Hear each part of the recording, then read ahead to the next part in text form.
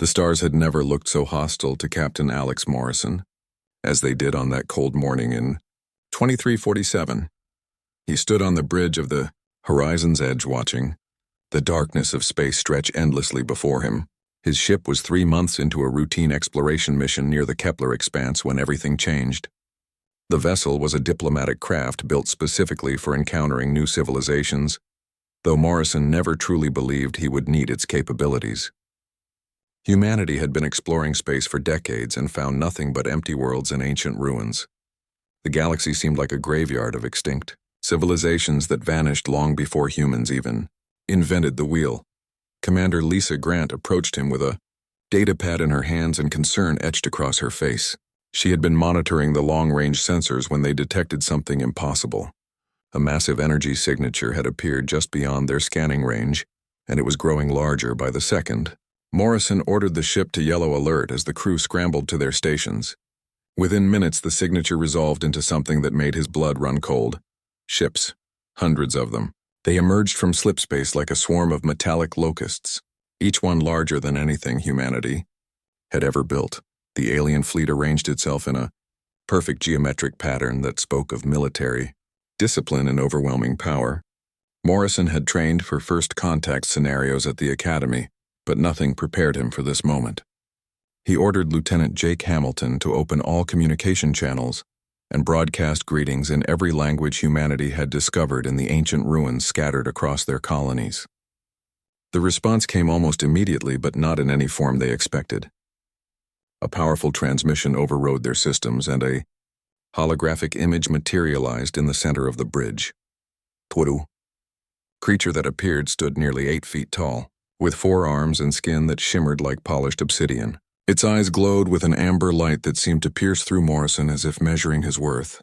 The alien spoke, and somehow the words translated automatically into perfect English, though the voice carried harmonics that made Morrison's bones vibrate. The creature identified itself as Warlord Zekthor of the Vakreen, collective, and demanded to know what primitive species dared to enter their territory without permission. Morrison straightened his uniform and responded with as much diplomatic courtesy as he could muster. He explained that humanity meant no harm and had no knowledge of Vakreen territorial claims. The ship was simply on an exploration mission cataloging star systems and searching for signs of intelligent life. Zekthor's response was a sound that might have been laughter but carried an edge of contempt. The warlord explained that the Vakreen had ruled this region of space for over 3,000 years and that every intelligent species they encountered understood their place in the natural order of things. Dr. Nathan Pierce, who served as the ship's chief archaeologist, stepped forward with questions that tumbled from his mouth faster than Morrison could stop him. Pierce wanted to know if the Vakreen had encountered the civilization that built the ruins found throughout human space. Zekthor's demeanor shifted from contempt to something resembling interest. The warlord spoke of the first ones, an ancient race that had vanished tens of thousands of years ago, leaving behind only fragments of their incredible technology and knowledge. Every spacefaring civilization the Vakreen had discovered possessed some remnant of First One influence, whether in their language or their technology or even their genetic code. The Vakreen had spent millennia searching for the homeworld of the First Ones, hoping to claim their legacy for themselves. They had conquered 17 different species in their quest and absorbed their knowledge of the ancient civilization. Zekthor displayed holographic images of various alien races, each one distinctly different, but all sharing certain characteristics that Pierce noted with growing excitement. The doctor pulled up images from human archaeological sites on his datapad and showed them to Morrison. The similarities were undeniable. The mathematical symbols, the energy signatures, and even the architectural styles matched perfectly with ruins found on Earth and human colonies.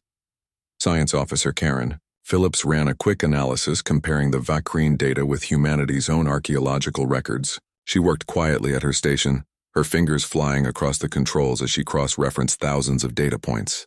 After 20 minutes, she turned to Morrison with eyes wide and spoke in a voice barely above a whisper. The ruins on Earth were not just similar to the First One sites. They were identical. Every marker, every symbol, every trace of advanced technology matched perfectly. She pulled up genetic data next, comparing human DNA samples with the biological information Zekthor had provided, about the uplifted species in Vacrine territory. The results made Morrison's head spin. Humans shared genetic markers with multiple alien species, but not in the way anyone expected. The aliens did not share a common ancestor with humans. Instead, they carried modified human genes as if they had been deliberately engineered using humanity as a template. Phillips explained that the probability of such genetic overlap occurring naturally was mathematically impossible. Someone had used human DNA to create these alien races or uplift them from primitive forms into intelligent beings.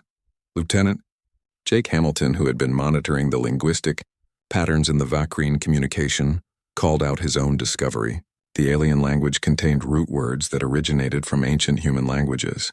He found traces of Proto-Indo-European in their grammar structure, elements of Sumerian in their mathematical terms, and even phonetic patterns that matched Mayan linguistic construction. Every major language family on Earth had somehow influenced the development of alien speech across thousands of light years of space. Morrison felt the weight of realization, settling on his shoulders like a physical burden. He looked at his crew and saw the same understanding dawning in their eyes. Humanity was not a newcomer to the stars. They were not a primitive species stumbling into a galaxy full of older and wiser civilizations. The evidence suggested something far more profound and terrifying. Humanity might be the first ones. They might be the ancient civilization that every other race in the galaxy considered mythological. Zek. Thor was still speaking, explaining the terms of humanity's submission to Vacrine authority when Morrison interrupted him. The captain's voice carried a confidence he did not entirely feel as he told the warlord that humanity would not be submitting to anyone. He explained what his crew had discovered, and suggested that perhaps the Vacrine had made a mistake in assuming humanity was just another young species. The warlord's response was immediate and filled with mocking laughter. He declared that Morrison's claims were the desperate lies of a weak species trying to avoid their inevitable fate. No race claiming to be the first ones had ever been able to prove it, and the Vacrine had heard such claims a dozen times before. But Morrison saw something flicker in Zekthor's eyes. A moment of doubt, a crack in the absolute certainty. The captain pressed his advantage and proposed a challenge. If humanity could prove their connection to the first ones, would the Vacrine accept it? Zekthor considered this for a long moment before agreeing. The warlord knew of a test. On the planet Terminus Prime there existed a sealed vault that legend claimed could only be opened by the true first ones. Every civilization that tried had failed. If humanity could open it, then Zekthor would believe their claim. If they failed, they would submit to Vacrine rule like every other species. Morrison accepted without hesitation, though his heart hammered in his chest. The Horizon's Edge set course for Terminus Prime, escorted by the Vacrine armada. The crew worked frantically to compile every piece of evidence they had while Morrison stood at the forward viewport, watching the alien ships surrounding them. He wondered if he had just saved humanity or doomed them to slavery. Within 3 days they would have their answer. Terminus Prime hung in space like a monument to forgotten glory. The planet's surface was covered in structures that dwarfed anything humanity had ever constructed. Massive towers reached up through the atmosphere, their peaks disappearing into the clouds, while geometric platforms the size of cities floated in perfect formation above the surface. Captain Alex Morrison stared at the viewscreen, trying to comprehend the scale of what he was seeing. This was the work of the first ones, and if his theory was correct, it was the work of ancient humans, who had somehow lost everything and forgotten their own greatness. The Horizon's Edge descended through the atmosphere following coordinates provided by Warlord Zekthor. The Vacrine fleet maintained a cautious distance, their weapon systems powered, but not yet locked on target. Morrison could feel the tension radiating from every member of his crew. Engineer Paul Stevens was running continuous diagnostics on the ship's systems, convinced that they might need to make a rapid escape. Science Officer Karen Phillips had barely slept since they left the Kepler expanse, spending every moment analyzing the data they had collected. Dr. Nathan Pierce seemed almost manic with excitement, talking constantly about the implications of what they might discover. The vault stood at the center of a vast plaza surrounded by crystalline pillars that hummed with barely contained energy. Commander Lisa Grant led the security team out of the ship, first establishing a perimeter, while Morrison and the science team followed. The air on Terminus Prime was breathable, but carried a strange metallic taste that made Morrison's tongue tingle. Zekthor materialized beside them via holographic projection, unwilling to risk his physical presence until humanity proved their claim. The warlord gestured toward the vault with one of his forearms and spoke in a tone that dripped with skepticism. Dozens of civilizations had attempted to open the vault over the past 10,000 years. Some had tried brute force using weapons powerful enough to crack planets. Others had employed sophisticated hacking techniques or attempted to decode the locking mechanisms through mathematical analysis. All had failed. The vault remained sealed, its secrets protected by technology that surpassed anything the modern galaxy could produce. Zekthor explained that most species gave up after a few hours, but he would graciously allow humanity a full day to attempt the impossible before demanding their surrender. Morrison approached the vault entrance with Paul Stevens at his side. The engineer pulled out his scanning equipment and began analyzing the door's composition. The readings made no sense. The material registered as solid matter but also as pure energy simultaneously. It existed in multiple quantum states at once, defying every law of physics Stevens had studied. He looked at Morrison and shrugged helplessly. There was no mechanism to hack, no circuit to override. The door simply existed and refused to acknowledge conventional technology. Dr. Pierce stepped forward next, running his hands along the smooth surface of the vault. He was muttering to himself about ancient human religious texts and myths about gods who commanded matter with thought alone. Morrison was about to pull him back when something happened. The surface beneath Pierce's palm began to glow. Faint lines of light traced outward from the point of contact, forming complex geometric patterns that spread across the entire door. The patterns resembled circuit boards, but also looked organic, like neural pathways in a living brain.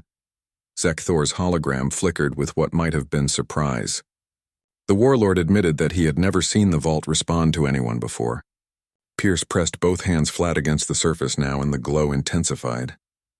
A panel slid open, revealing what looked like a handprint scanner, but designed for a hand with 5 fingers exactly like human anatomy.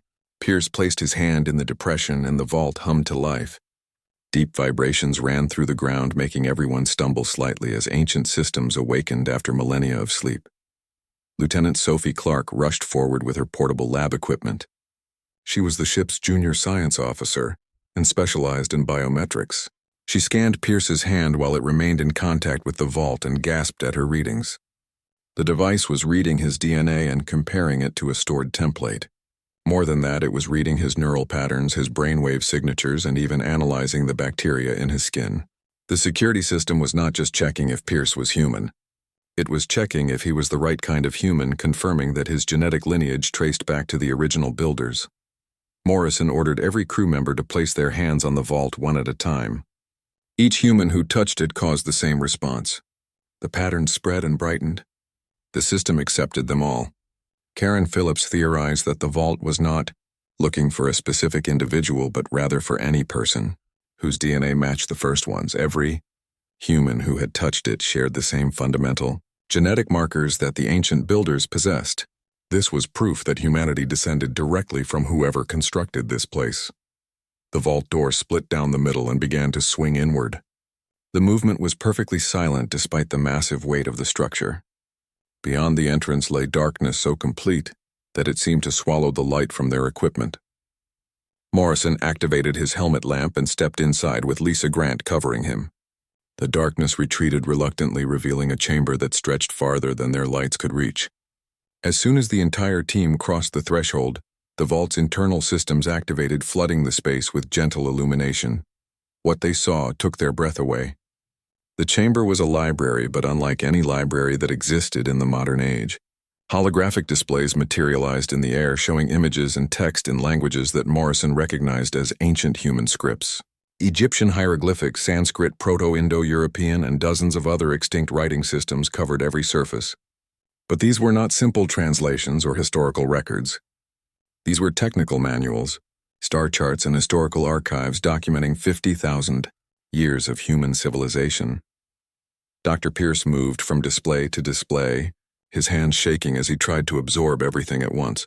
The archives showed Earth as it appeared during the last ice age, but with massive cities, covering regions that modern humans considered prehistoric wilderness. Spacecraft launched from platforms in orbit, while humans in advanced environmental suits explored planets that would not be visited again until the 24th century. The ancient civilization had achieved faster than light travel, mastered genetic engineering, and spread across hundreds of star systems. Karen Phillips found the records explaining what happened to the alien species. The ancient humans had explored the galaxy and found it empty of intelligent life. They discovered worlds teeming with primitive organisms, but nothing that had evolved beyond basic animal intelligence. Rather than leave the galaxy empty, the first ones decided to guide evolution. They took genetic samples from Earth and used them to engineer new species on distant worlds. They uplifted primitive creatures, giving them intelligence and consciousness while ensuring that each species retained something fundamentally human in their genetic code. Lieutenant Jake Hamilton discovered the linguistic records. The first ones had deliberately taught their language to the uplifted species, creating a common foundation for future communication. They established educational outposts and left behind technology that would be discovered as each species developed space travel. The plan was to create a galactic community of diverse civilizations, all connected through their shared human heritage. The first ones intended to guide these younger species until they were ready to stand on their own. But something went wrong. The records showed a catastrophic event, though the exact nature remained unclear. A series of disasters struck the first one's empire within a span of a few decades. Colonies went silent, ships disappeared, the great works fell into disrepair. The surviving humans retreated to Earth, abandoning their empire and their creations. The archives suggested that the disaster was not military in nature. No enemy fleet destroyed them. Instead, something internal caused their civilization to collapse. Perhaps it was a plague or a cascade failure in their technology, or simply the weight of their own hubris. The final entries showed desperate humans deactivating their technology and scattering into primitive tribes. They deliberately destroyed their knowledge, fearing that whatever caused their downfall might follow them. Within a few generations, the survivors had forgotten they once traveled the stars. Their descendants became hunter-gatherers, struggling to survive on a planet scarred by ice and hardship.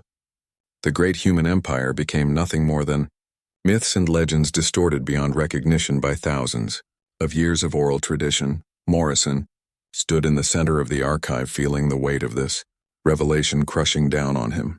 Humanity had not discovered space travel. They had rediscovered it. Everything humans thought they had invented already existed in their distant past. The species that considered themselves young explorers were actually the oldest civilization in the galaxy, returning to reclaim their birthright. Around him, his crew absorbed the same truth, each person dealing with it in their own way. Some cried. Others laughed. A few simply stood in stunned silence. News traveled fast across the galaxy, faster than Captain Alex Morrison expected or wanted. Within 48 hours of opening the vault on Terminus Prime, every major civilization knew the truth about humanity. The horizon's edge remained in orbit around the ancient planet, while Morrison tried to process the implications of what they had discovered. His crew worked tirelessly to catalog the archive's contents, but Dr. Nathan Pierce estimated it would take decades to fully understand everything the first ones had left behind. The sheer volume of data was overwhelming, containing technological specifications, historical records, and cultural archives from an empire that spanned thousands of worlds. Commander Lisa Grant brought Morrison the latest intelligence reports, and her face showed concern that bordered on fear. The galactic community was fracturing over the revelation. Some civilizations welcomed humanity's return, viewing them as benevolent ancestors who had given them the gift of intelligence and consciousness. Others saw humanity as an existential threat that would demand submission and rule through the authority of their ancient legacy. Several species had already declared their intention to resist any human claims to power. The most vocal among them was Warlord Zekthor and the Vakrine Collective. Zekthor had withdrawn from Terminus Prime immediately after witnessing the archive. His fleet regrouped at the edge of Vakrine space and began broadcasting messages to other militant civilizations. The warlord argued that 10,000 years of absence meant humanity had forfeited any claim to galactic leadership. The younger species had built their own civilizations without human guidance, and they owed nothing to a race that had abandoned them. Zekthor called for the formation of a resistance coalition dedicated to preventing human domination by force if necessary. Morrison received an emergency transmission from Earth. President Helen Brooks appeared on the screen looking exhausted. She had been in continuous meetings with the United Earth Council and military leadership since the news broke. Brooks explained that humanity was unprepared for the situation they now faced. Their military consisted of a modest defense fleet designed to protect colonies from pirates and natural disasters, not to fight a galactic war. Admiral Richard Cole, who commanded Earth's naval forces, estimated they could field perhaps 200 warships if they stripped every colony and outpost of protection. Intelligence suggested the Resistance Coalition could muster 10 times that number. Dr. Pierce interrupted the conversation with barely contained excitement. He had found something in the archive that changed everything. Deep within the technical specifications, he discovered star charts marking the locations of ancient human installations scattered across the galaxy. These were not just ruins or historical sites. They were active facilities protected by stasis fields and automated defense systems that had been waiting 50,000 years for humanity to return. The installations included weapons platforms, orbital defense stations, and most importantly, a massive shipyard orbiting a neutron star in a region called the Omega sector. Morrison immediately altered course, heading for the coordinates Pierce provided. The journey would take 2 weeks, even at maximum faster than light speed. During the voyage, Karen Phillips worked with the engineering team to understand the activation protocols for the ancient systems. The archive contained detailed instructions, but the technology was so far beyond modern human understanding that even following the manual felt like trying to teach a medieval blacksmith how to build a fusion reactor. Still, they made progress. Phillips discovered that the installations were designed to recognize human biosignatures and respond automatically to the presence of their creators. Lieutenant Sophie Clark found additional information about the defensive network. The first ones had built a layered security system around their core territories. Automated platforms monitored key jump points and trade routes. Drone swarms patrolled the borders, programmed to intercept any hostile vessels. Energy weapon stations capable of annihilating entire fleets lay dormant, waiting for activation. The network had deactivated when the first ones withdrew to Earth, but the archive contained the override codes needed to bring everything back online. Morrison realized that if they could activate these systems, humanity would have a fighting chance against any threat. The Omega sector was a dark region of space, dominated by the intense gravity of a neutron star. As the horizon's edge emerged from faster-than-light travel sensors immediately detected the shipyard. The structure was enormous, dwarfing even the largest modern space stations. It existed partially in normal space and partially in a pocket dimension, an engineering feat that modern science could barely theorize about. Engineer Paul Stevens stared at his readings in disbelief. The facility contained thousands of ships, each one preserved in perfect stasis. These were warships built with technology that made current human vessels look like wooden sailing ships by comparison. Morrison took a shuttle down to the shipyard's main docking bay with a small team. The structure recognized their approach and opened automatically. Inside the bay, hundreds of vessels sat in neat rows, their hulls gleaming, despite millennia of inactivity. Lieutenant Jake Hamilton examined the nearest ship and found it was approximately twice the size of the horizon's edge, but sensor readings suggested it carried weapons powerful enough to destroy a planet. The crew compartments were designed for humans, with living quarters, command stations, and medical facilities, all tailored to human physiology. These ships had been built by the first ones, and now they waited for their descendants to reclaim them. Dr. Pierce discovered the shipyard's central computer core and interfaced with it using codes from the archive. The system activated, flooding the facility with light and power. Holographic displays materialized, showing the status of every vessel in storage. All ships were fully operational. Their power systems were charged. Their weapons were armed. Their artificial intelligence systems were active and waiting for orders. Pierce turned to Morrison with wide eyes. The shipyard could be operational within hours. They could deploy a fleet that would make the Resistance Coalition think twice about challenging humanity. But Morrison hesitated. The power at his fingertips was intoxicating and terrifying in equal measure. He thought about the ancient humans who built this place. They had commanded technology that let them reshape worlds and create new species. They had ruled the galaxy without question. And somehow that power had destroyed them. The archive never fully explained what caused the collapse, but Morrison suspected it had something to do with hubris. The first ones had grown so confident in their abilities that they stopped questioning their choices. They believed they were invincible right up until they were not. Admiral Richard Cole contacted Morrison directly. The admiral had received reports that the Resistance Coalition was massing its forces. Zekthor was rallying every militant species in the galaxy, promising them that united they could crush humanity before the humans reclaimed their ancient power. Intelligence estimated the Coalition fleet would launch an attack on Earth within the month. Cole needed Morrison to activate the shipyard and return with reinforcements immediately. Earth's defense fleet could not hold against 10,000 enemy warships. Without the ancient technology, humanity would be wiped out. Morrison made his decision. He ordered his crew to begin activation sequences for 500 warships. That number would be enough to defend Earth without giving humanity such overwhelming force that they might be tempted to abuse it. Paul Stevens and his engineering team worked frantically to interface modern human computer systems with the ancient vessels. The process was not seamless. The old ships were designed for neural interfaces that let their crews control them through thought alone. Modern humans lacked the necessary implants, so they had to jury-rig manual control systems. It was inelegant, but it worked. Karen Phillips took command of reactivating the defensive network.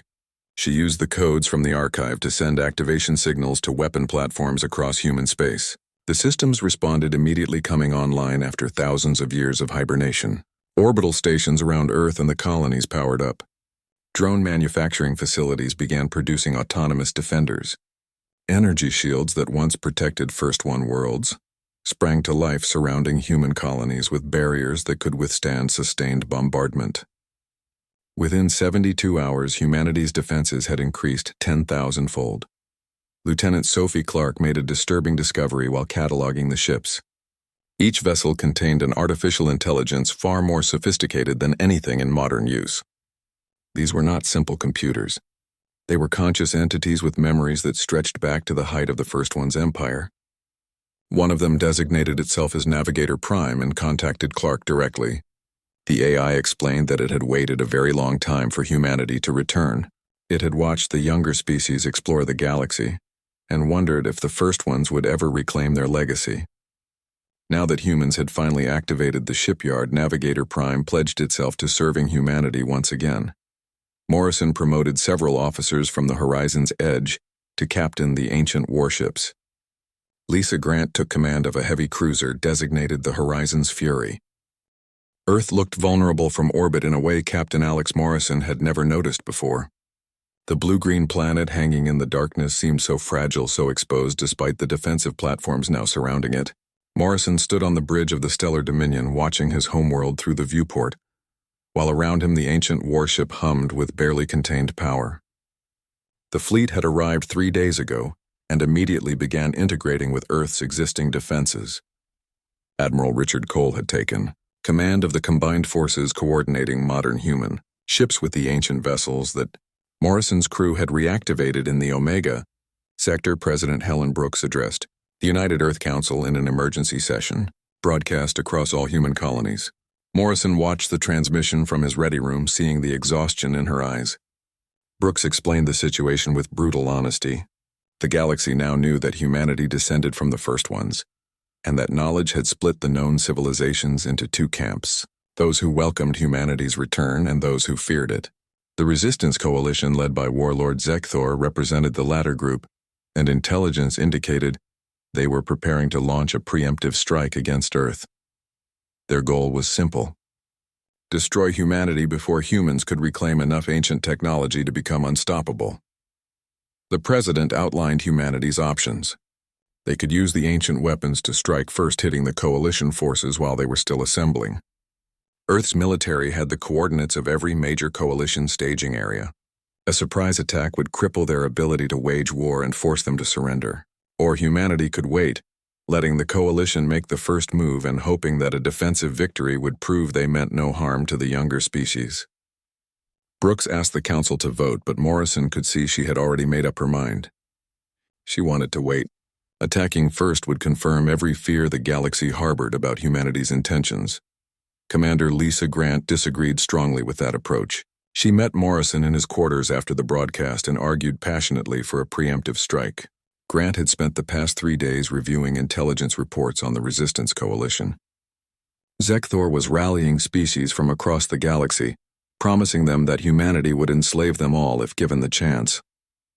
The coalition now numbered over 15,000 warships, with more joining every day. If they launched a coordinated assault even with the ancient defenses, Earth might not survive. Striking first was not aggression. It was survival. Morrison understood her logic but could not shake his concerns about following that path. Dr. Nathan Pierce had been studying the archive's historical records, trying to understand what caused the first one's collapse. He had found fragmentary evidence suggesting that the ancient humans became increasingly paranoid and violent in their final centuries. They stopped trusting their creations. They began seeing threats everywhere. Some records hinted at civil wars and purges as the first ones turned on each other. Pierce theorized that this internal rot weakened them more than any external threat.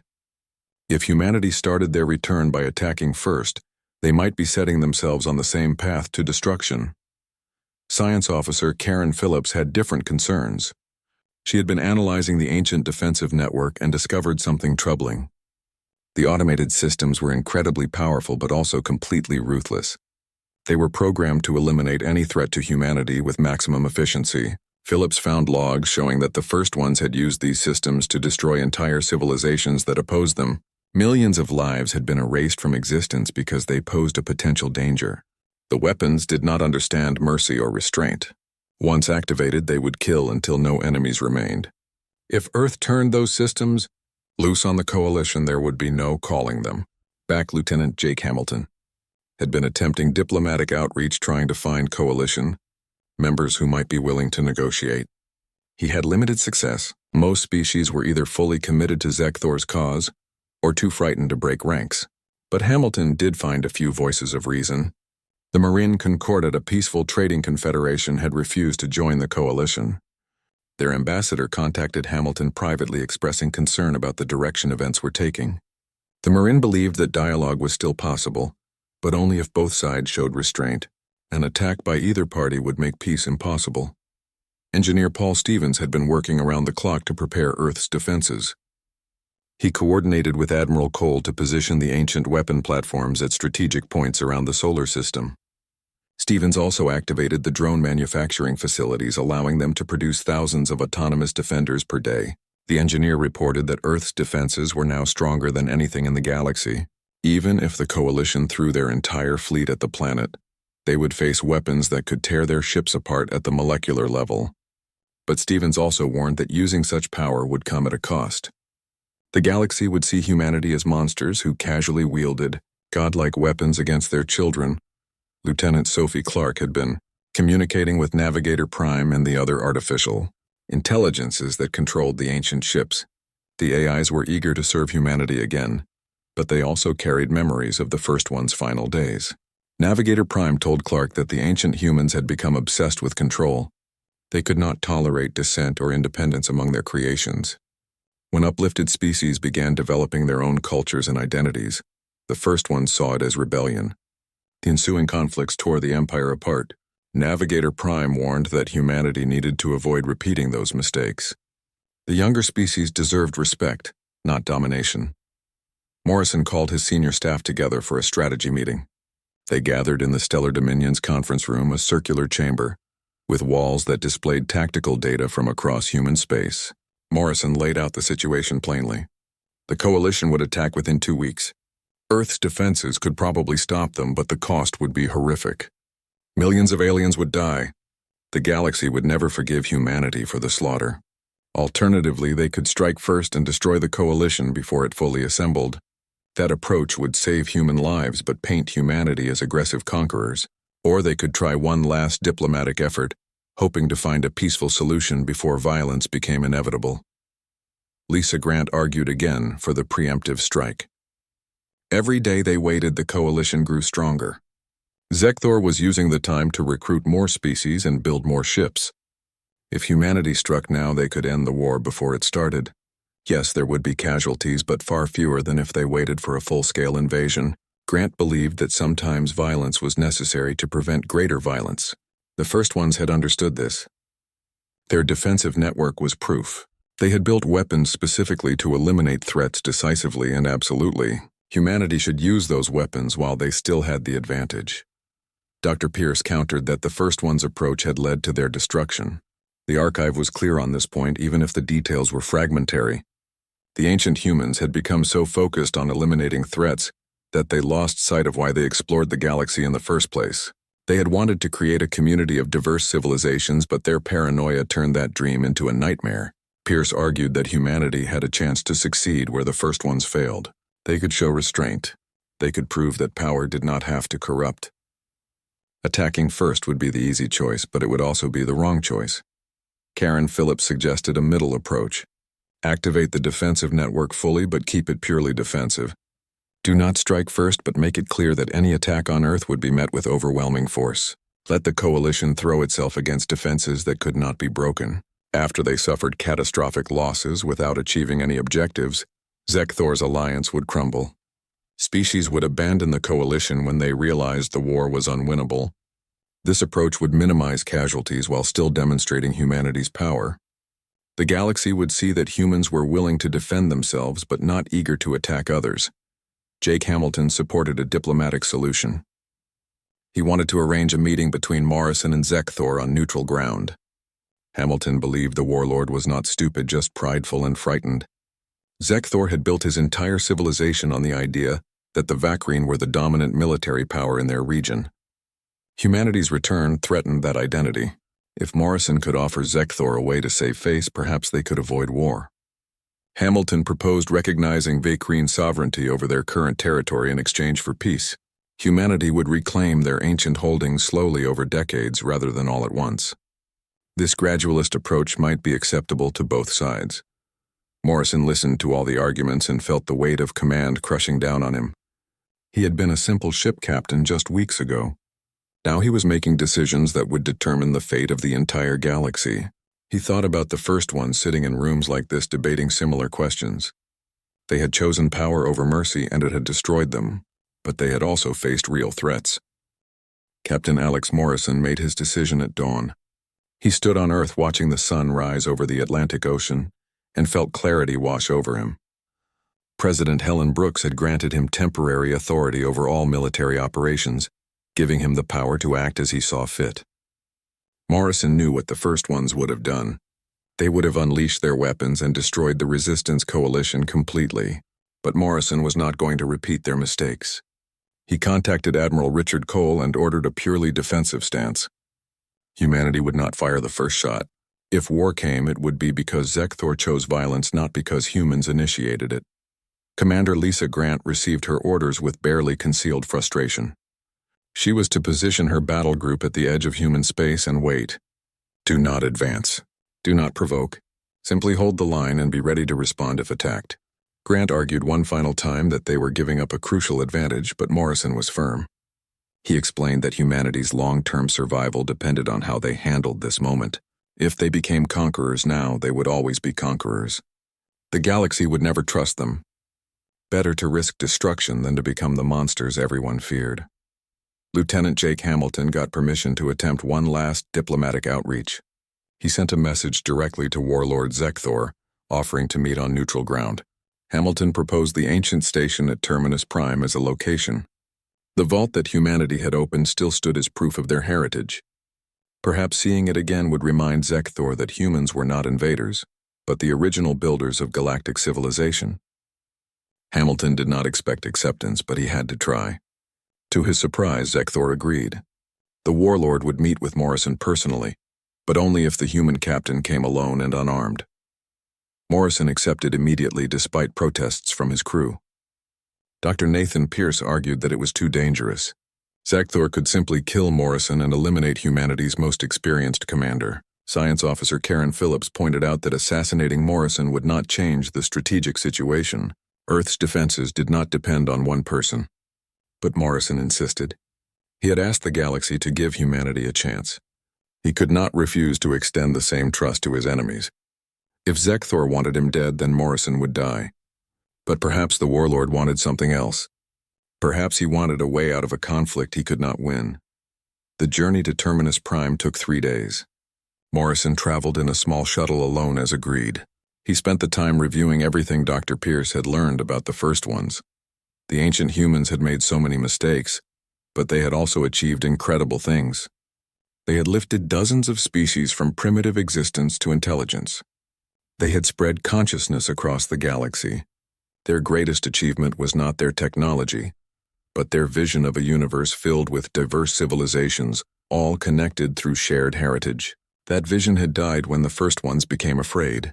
Morrison was determined not to let fear dictate humanity's choices. Zekthor was waiting at the vault entrance when Morrison landed. The Vakrine warlord stood with 2 guards, but they remained at a respectful distance. Morrison approached alone, activating his translation implant so they could communicate. Zekthor looked different somehow. The arrogance that had characterized their first meeting was gone, replaced by something Morrison could not quite identify. Weariness, perhaps, or resignation? The warlord gestured toward the open vault and suggested they talk inside away from watching eyes. They walked through the archive together, surrounded by the holographic records of ancient humanity. Zekthor admitted that he had reviewed many of these files using data his scientists had copied during the brief time the vault was open. The warlord had seen the first one's rise and fall documented in painful detail. He had watched recordings of the ancient humans making the same arguments his coalition now made. They had debated about threats and preemptive strikes. They had chosen violence, believing it would ensure security. Instead, it had guaranteed their destruction. Zekthor told Morrison that he did not want to repeat that cycle. Morrison asked why Zekthor had assembled such a massive fleet if he wanted peace. The warlord explained that he had no choice. His own people demanded action. The Vakrine had built their entire culture around military dominance. When humanity returned with technology that made Vakrine ships obsolete, his government faced a crisis of legitimacy. If Zekthor had done nothing, he would have been overthrown by rivals who promised to fight. The fleet was as much about maintaining his political position as about threatening Earth, but now he was trapped. He could not back down without appearing weak, but attacking would result in catastrophic losses. Morrison offered a solution. Humanity would recognize all current territorial claims by existing civilizations. Humans would not attempt to reclaim their ancient empire by force. Instead, they would focus on rebuilding an unclaimed space and opening diplomatic relations with other species. In exchange, the coalition would dissolve and Zekthor would be credited with negotiating a favorable peace. The warlord could tell his people that he had faced down the first ones and secured Vakrine independence. Both sides would save face. Both sides would avoid a war nobody wanted. Zekthor considered this carefully. He asked what would happen if some species rejected the agreement and attacked human colonies anyway. Morrison answered honestly. Humanity would defend itself. The ancient defensive network would remain active. Any aggressor would face the same weapons that protected Earth, but humans would not seek revenge or territorial conquest. They would simply neutralize threats and then offer peace terms. The goal was security, not domination. Zekthor seemed satisfied with this answer. He agreed to Morrison's proposal with one condition. Humanity must share some of the first one's technology with other species, not weapons but medical advances and agricultural techniques. Show the galaxy that humans could be generous, not just powerful. Morrison agreed immediately. Dr. Pierce had already been cataloging technologies that could improve life across the galaxy. Advanced medical treatments that could cure diseases, agricultural methods that could increase food production, clean energy systems that would eliminate pollution. Humanity could share these gifts freely, proving that they valued cooperation over control. Zekthor extended one of his forearms in a gesture Morrison recognized from the Vakrine database as a formal agreement. The warlord would return to the coalition and announce the peace terms. He expected some resistance but predicted most species would accept once they understood the alternative was annihilation. The two leaders parted without ceremony. Morrison returned to his shuttle and set course for Earth. Behind him, Zekthor contacted his fleet and ordered them to stand down. The resistance coalition began dispersing within hours. Some species protested, but most were relieved. They had joined the coalition out of fear, not desire for war. Given an honorable exit, they took it gladly. Within a week, the crisis was over. The galaxy relaxed and began contemplating what humanity's return would mean for the future. President Brooks addressed the United Earth Council again, but this time her message was hopeful. She announced the formation of the Galactic Assembly, where every species would have representation. Humans would not rule this assembly, but would participate as equals. The ancient technology humanity possessed would be shared, gradually ensuring that no single species gained too much advantage. Brooks outlined plans for educational exchanges, scientific collaboration, and cultural programs. The goal was to build the community the first ones had envisioned but failed to create. Admiral Cole began the delicate process of integrating human forces with the defensive network. The ancient weapons remained active, but their automated systems were modified. Karen Phillips worked with a team of programmers to add restrictions, ensuring the platforms could not fire without human authorization. The ruthless efficiency of the first one's defenses was tempered with human judgment. It made the system slightly less effective but far more ethical. Cole also began recruiting and training officers to command the ancient warships. Humanity needed a fleet capable of protecting their territory, but not so large that it threatened others. Commander Lisa Grant received a promotion to admiral and was given command of the Border Defense Forces. Her job was to patrol human space and respond to any threats while also showing the flag to neighboring civilizations. Grant took to the role naturally. She had disagreed with Morrison's peaceful approach but could not argue with the results. War had been avoided and humanity's reputation remained intact. She commanded a fleet of ancient warships but used them to escort trade convoys and respond to distress calls rather than intimidate other species. Lieutenant Sophie Clark was assigned to lead humanity's exploration and first contact division. She took a small fleet of science vessels into unexplored regions, searching for isolated civilizations that might need assistance. Clark followed protocols established by Morrison, emphasizing cooperation over dominance.